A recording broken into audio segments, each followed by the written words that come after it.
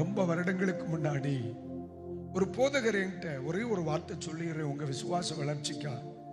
என்கிட்ட கேட்டார், தம்பி எனக்கு ஒரு வண்டி வாங்கணும். எதுக்குனே? அது சர்ச்சுக்கு யூஸ் பண்றதுக்காக. அப்படியா அப்படின்னு அவருக்கு ஆலோசனை சொல்லிட்டு நான் விளையாட்டா சொன்னேன், அண்ணே நானும் ஜோம் பண்றேனே, எனக்கு ஒரு வண்டி வாங்கணும். உடனே அவர் என்ன பார்த்து என்ன சொன்னார் தெரியுமா? என்ன விளையாடுறியா?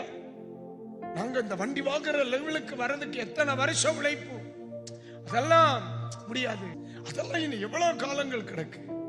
அந்த ரோட்ல நல்ல ஒரு மனிதனா இருந்தா, தேங்க்ஸ் தம்பி, நீ வளருவ, ஆண்டவரும் கூட இருப்பார், நீ நல்லா வரணும் அப்படி சொல்லணும். அந்த மனுஷன் என்னால உன்னால முடியாதுன்னு சொன்ன, அதுக்கு சாத்தியப்படாதுன்னு சொன்ன, அதுக்கு எவ்வளவு காலங்கள் கிடக்குன்னா, இன்னைக்கு சொல்லுவோம் மக்களே, அவனுக்கு ஒரே ஒரு கார் தான் இருக்கு, நமக்கு 9 டிரைவர் இருக்காங்க.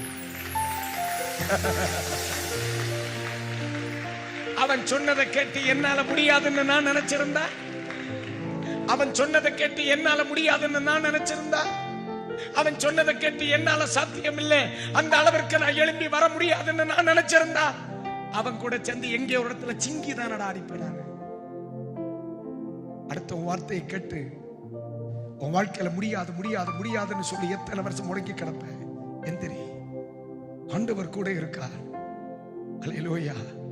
மக்களே, நான் ஒண்ணு சொல்லுவேன், இந்த உலகத்துல இந்த ஜீவன் இருக்கிறது வரைக்கும் எங்கேயோ ஒரு மூலையிலிருந்து என் பிள்ளைகளுக்கா நாளுவேன். நீ தைரியமா இறங்கி போ, ஆண்டவர் நம்ம கூட இருக்கா, ஒண்ணும் வராது.